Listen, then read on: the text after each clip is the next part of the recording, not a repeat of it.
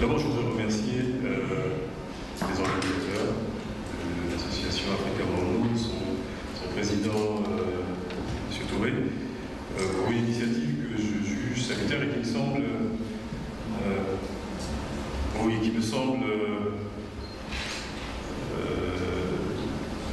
témoigner de ce qu'il se passe quelque chose sur notre continent. Il y a dans 5 ans, quand j'étais un peu dans leur position, nous avions cherché à plusieurs reprises à essayer de donner une certaine consistance à un projet de même nature. Ce que j'observe, c'est que nous n'y étions pas parvenus et que aujourd'hui, les jeunes Africains qui sont un peu dans les mêmes positions y parviennent. Et donc, des livres sur des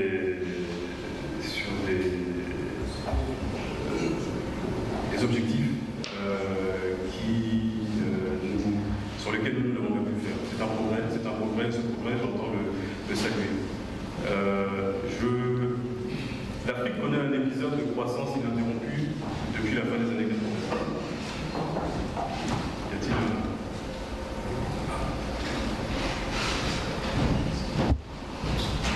J'ai une voix un peu... j'ai tendance à informer les mots, j'en suis désolé. Je disais donc que l'Afrique connaît un épisode de croissance ininterrompue depuis la fin des années 90. Le produit intérieur brut du continent s'est accru en moyenne de 5,4% par an depuis 1997, soit 2 fois plus vite que pendant les 20 années précédentes. 6 des 10 pays dans le monde qui ont cru le plus vite, qui ont connu la croissance la plus élevée dans les années 2000 étaient en Afrique. Sachant que entre l'Angola qui a cru à peu près de la moyenne de 11% de croissance, jusqu'au Rwanda qui lui a cru à un taux de 7,6%, on est donc dans des environs qui conduisent à un doublement du PIB sur 10 ans. C'est quelque chose de colossal et qu'on n'avait jamais vu. Dans ce contexte, le regard sur l'Afrique a changé. On a commencé à réaliser que le continent avait un PIB qui était équivalent à celui du Brésil, qui était supérieur à celui de l'Inde ou de la Fédération de Russie, que l'Afrique comptait 52 villes de plus d'1 million d'habitants, que l'accélération de la croissance avait une base géographique qui était relativement large et avait concerné 27 des 30 principales économies du continent.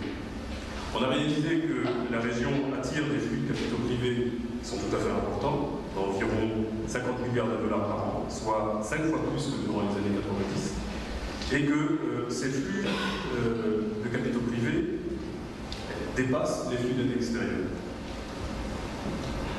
À la faveur de l'amélioration de l'environnement économique interne et des conditions financières qui prévalaient sur les marchés internationaux, de nombreux États ont accédé aux marchés internationaux des capitaux à travers des émissions d'euro-obligations. Ils ont levé sur les marchés une partie des ressources nécessaires au financement d'ambitieux programmes d'investissement dans les infrastructures, alors qu'auparavant, nos pays paraissaient condamnés au guichet de l'assistance publique internationale ou d'institutions multilatérales de développement. Entre 2006 et 2014, 12 pays ont ainsi mobilisé 15 milliards de dollars à des conditions de taux qui, dans certains cas, étaient inférieures à celles des pays européens en difficulté, comme la Grèce et le Portugal. Au-delà des États, des entreprises du continent ont levé des fonds sur les marchés internationaux. Ghana Telecom en 2007, Guaranty Trust Bank du Nigeria en 2011, traduisant une confiance renouvelée dans l'évolution économique du continent. On a observé par ailleurs sur la même période une augmentation de la productivité du travail de 2,4% par an, après 2 décennies de recul constant. L'incidence de la pauvreté a baissé, en moyenne d'1 point de pourcentage par an depuis 2000, la part de la population vivant avec moins de 1,25 $ par jour étant passée de 58% à peu près au tournant du siècle à 43% en 2012. Enfin, donc il est apparu qu'avec ces variables économiques, un certain nombre de pays à faible revenu avaient le potentiel de devenir des pays à revenus intermédiaires sous une dizaine d'années. Cette croissance tout à fait significative a été soutenue par plusieurs facteurs. Un environnement extérieur particulièrement favorable, qui a été marqué par une hausse forte des cours des matières premières, qui ont été multipliés par 3 en moyenne entre 2001 et 2011, et des conditions financières internationales exceptionnellement basses. Deuxième point, Deuxième facteur, une assistance extérieure continue, notamment sous la forme de remise de dette. Les initiatives conjuguées PPTE et IADL quand même sont traduites par un allègement de dette globale de 100 milliards de dollars. Et surtout, une amélioration des politiques macroéconomiques mises en œuvre par les gouvernements, se traduisant par une stabilité accrue propice aux investissements. Les matières premières n'expliquent pas à elles seules la croissance des années 2000. Elles l'expliquent à peu près 25 à 30%. Quand on décompose, du point de vue de l'offre, du PIB, l'augmentation de la valeur ajoutée sur le continent entre 2000 à peu près et 2008. Une moitié de la croissance observée a été générée par les branches des services, de l'agriculture qui ne produit pas des produits d'exportation, et de l'industrie manufacturière. Ce qui est important de relever, c'est que des politiques prudentes ont permis d'absorber les chocs consécutifs à la crise financière internationale, notamment sur les coûts des matières premières, et que la croissance a été également le fait de pays pauvres en ressources, qu'il s'agisse de l'Éthiopie, du Rwanda, du Burkina Faso, qui ne sont pas, dont l'économie ne dépend pas de matières premières. Enfin, dernier facteur, la mise en œuvre de politiques ambitieuses d'investissement public visant à doter les économies des infrastructures dont elles ont besoin pour leur développement. Au total, les pays africains ont réduit leur inflation, ont réduit les déficits budgétaires, ont vu leur endettement extérieur diminuer. Ils ont accru la flexibilité des marchés des biens et services, ainsi que les marchés des biens, des facteurs de production. Ils ont renforcé le cadre réglementaire de l'activité, ce qui a rendu possible l'émergence d'un secteur privé dynamique et a permis de tirer parti des opportunités de l'environnement extérieur, notamment de la croissance chinoise, qui a adressé au continent, c'est vrai, une demande en matière première qui est tout à fait importante. Pour autant, aujourd'hui, la question se pose que dans l'environnement international étant en train de devenir moins favorable, la question se pose de la durabilité de la croissance du continent. C'est vrai que les cours des matières premières ont reculé entre août 2013 et décembre 2015 de 51%. Les cours des hydrocarbures spécifiquement ont chuté de plus de 60% sur la période. Et les cours des prix des métaux ont quant à eux baissé de 42%. Un mouvement profond qui découle de la baisse de la demande de matières premières de l'économie chinoise. Dans le même temps, les conditions de financement sur les marchés internationaux se sont durcies. Dans le sillage des anticipations de relèvement des taux directeurs de la Fed, des réallocations subséquentes des actifs dans les portefeuilles des investisseurs et de la réévaluation des risques souverains pré-émergents dans le contexte de la chute des prix des matières premières. Alors, la croissance économique du pays africain a reculé, c'est un fait. Je crois que le taux de croissance du PIB de l'Afrique subsaharienne s'est replié de 5% en 2014 à 3,8% en 2015. Et dans ce contexte, des déficits budgétaires, les déficits des paiements courants sont creusés.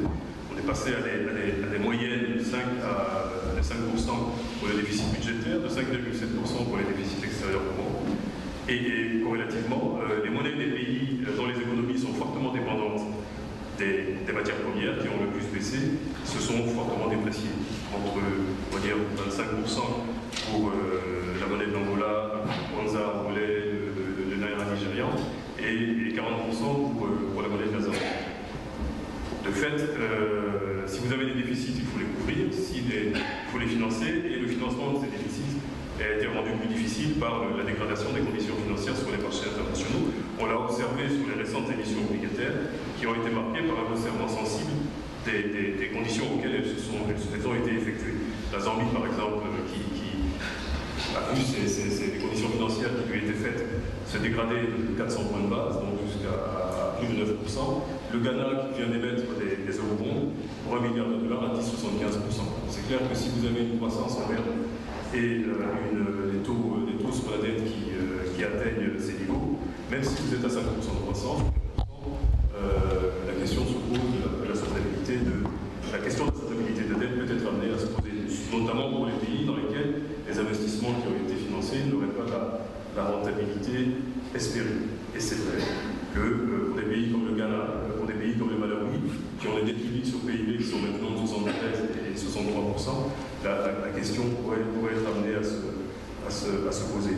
Mais ce que le resserrement des conditions financières suggère, c'est que les investisseurs et les observateurs sont en attente d'une confirmation du trend de croissance de l'activité et d'une réduction de la volatilité macroéconomique.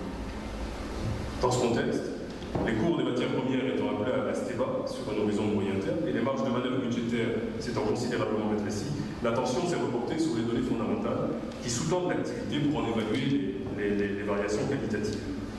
À cet égard, on observe peu de signaux francs d'une transformation structurelle des économies africaines qui irait dans le sens d'une transition d'une économie agricole à faible productivité vers une économie diversifiée, plus productive, reposant davantage sur l'industrie manufacturière.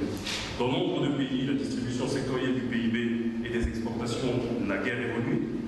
Des pays comme le Nigeria et l'Angola, qui étaient des moteurs de croissance sur le continent, continuent de dépendre fortement du pétrole, qui représente 95% de leurs exportations et plus de 70% de leurs recettes budgétaires. Et à l'échelle du continent, pour sortir de cette décennie heureuse qui a pris fin en 2011, les 5 premiers produits d'exportation représentaient encore 64% de ces exportations, donc suggérant une insuffisante diversification. Alors, on a observé pour ce qui est on suit la manière de suivre la transformation économique, la transformation des structures d'une économie. C'est de voir comment la valeur ajoutée, donc le PIB, est répartie entre les différents secteurs. Et de voir aussi comment l'emploi, comment la main-d'œuvre se répartit entre les différentes activités. On a observé globalement un recul de la valeur ajoutée du secteur agricole, de 25% à peu près à 22,4% du PIB entre 1990 et 2010. On a observé également, pour soutenir ceci, une baisse plus marquée encore de la population active employée dans l'agriculture, à peu près de 12 points de pourcentage. Et ce qu'il faut voir, c'est que ce sont essentiellement les services urbains qui en ont bénéficié, et non, comme le prescrivent la théorie, comme le prescrivent les théoriciens de la croissance, et comme on a pu l'observer dans les pays européens et dans les pays asiatiques, et non l'industrie manufacturière. La part du secteur manufacturier dans le PIB des pays africains a reculé sur la même période, en 90-2010 de 14 à 10%, et à l'inverse, la valeur ajoutée du secteur des services a progressé quant à elle de 42,6% à près de 50%. De même, la part de la population active employée dans le secteur des services s'est accrue d'environ 12 points de pourcentage, qui sont à peu près équivalents aux 12 points de pourcentage des pertes des déplacements de population, des sorties d'agriculture de la main-d'œuvre sur le continent. Donc, la main-d'œuvre, il s'est passé quelque chose, il y a eu une forme d'avance d'un processus de transformation. La main-d'œuvre a migré effectivement d'un secteur à faible productivité vers des secteurs à productivité un peu plus forte, selon un processus qui est bien décrit par les théories de la croissance, se traduisant par une productivité accrue du travail dans l'ensemble de l'économie, nous l'avons vu, mais l'essentiel de ce mouvement de sortie de la main-d'œuvre de l'agriculture a été fait pour rejoindre les secteurs des services, à hauteur de 80% environ, et le secteur manufacturier pour le sol, c'est-à-dire 20%. Alors, cela signifie qu'il s'est effectivement passé quelque chose, mais que ce quelque chose n'a peut-être pas d'un point de vue structurel une consistance suffisamment forte pour soutenir une véritable transformation structurelle de notre continent. C'est plus ou moins la conclusion des analyses convergentes de nombre d'économistes qui se sont penchés sur la question. Et cette situation nous interpelle d'autant plus que, dans le même temps, si l'on suit les analyses qui sont effectuées par une institution qui est relativement sérieuse, c'est le Fonds monétaire international, la compétitivité a eu tendance à reculer durant les 15 dernières années, selon un certain nombre d'indicateurs. Les infrastructures présentent encore des insuffisances qui sont relativement grandes. Tout le monde a certainement pris la mesure des difficultés du secteur de l'énergie en Afrique du Sud, au Ghana. Dans l'Union économique et monétaire, dans les pays en dehors de la Côte d'Ivoire, la plupart des pays connaissent des difficultés également dans ce secteur. Il y a bien des choses à faire. Le climat des affaires reste marqué par des insuffisances importantes. Les pays africains sont parmi les plus mal classés dans les classements internationaux, qui Doing Business. En 2016, par exemple, le rapport venant de sortir, seul un pays figure parmi les 50 pays les mieux classés dans ce rapport, c'est l'île Maurice, et 33 figurent parmi les 50 derniers. Le nombre de réformes mises en œuvre n'est pas significatif, il est 69 réformes pour 47 pays, donc ça fait environ une réforme et demie par pays. On pourrait imaginer que c'est une moyenne, évidemment. Les pays font mieux, le Sénégal on a mis en œuvre 4, et puis les pays on est fait. On a une hétérogénéité des situations sur le continent sur lesquelles je regarde. reviendrai. Ce que ça signifie simplement, c'est que ces éléments n'offrent pas encore des points d'appui suffisamment larges à une stratégie qui viserait à enclencher une dynamique de délocalisation sur le continent d'activités manufacturières à forte intensité de main-d'œuvre. De même, la pauvreté et les inégalités demeurent importantes et pèsent encore sur les perspectives de croissance. Pour autant, ces observations doivent être conduites par un pessimisme d'un nouveau genre. Je ne le crois pas, pour plusieurs raisons que je vais détailler ici, et je pense que plus qu'au pessimisme, elle doit nous exhorter à l'action et nous indique le chemin que nous devons emprunter pour parvenir à une véritable transformation économique qui, je crois, est à notre portée. Premier élément, les pays africains à faible revenu continuent de connaître des taux de croissance élevés. On est quand même sur 5,9% par an en 2015, ça n'est pas rien, tiré par la consommation intérieure et par l'investissement. Cette croissance des pays à faible revenu est soutenue par des facteurs durables, qui sont des facteurs que nous avons en notre faveur pour les 50 années qui viennent. On a des institutions politiques plus démocratiques, avec des obligations de reddition de compte des autorités, qui sont des sources de progrès. Plus de la moitié des 54 pays africains tiennent des élections démocratiques. Mon frère Francis nous en entretiendra tout à l'heure avec leurs imperfections, mais on a une direction qui est clairement établie. C'est un facteur puissant d'amélioration des politiques de développement. Davantage de pays vivent dans la stabilité. Les guerres civiles longues et meurtrières sont derrière nous, je pense. Type Libéria, Tchad. Et là où il y a de l'instabilité, mon sentiment, c'est que, nonobstant son coût économique, qui est réel, qui est significatif, qui est peut-être même élevé, elle n'entame pas la progression de l'activité et les avancées institutionnelles. On a vu ça dans d'autres régions du monde, je pense, ceux qui ont pu lire un peu sur le Sri Lanka, qui a connu une guérilla tamoule pendant extrêmement longtemps. Pendant qu'il y avait la guérilla dans le nord, qui était donc en quelque façon cantonnée, le pays continuait de croître à 6, 7, 8%. Donc on a des situations comme celle-là. Le Nigeria a connu une croissance relativement forte, malgré le phénomène du pouvoir.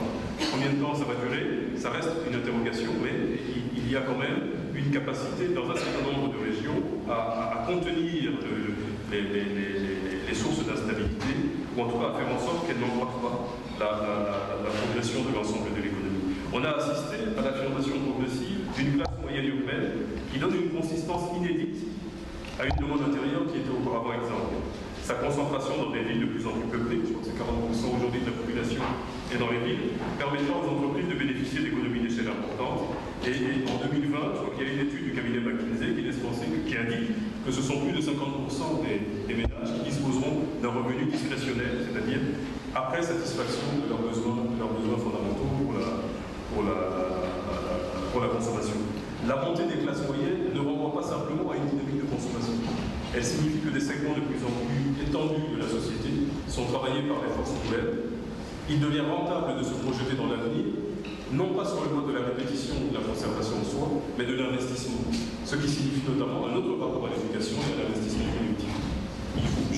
On observe par exemple que le taux brut de scolarisation dans l'enseignement primaire, donc prosaïquement c'est la maternelle, est passé de 11% en 1999 à 20% en 2012. Les ménages africains investissent dans l'éducation et dans une éducation de plus en plus précoce. C'est un changement. Nous avons une population jeune et mieux éduquée. L'empreinte économique de cette population est appelée à s'élargir.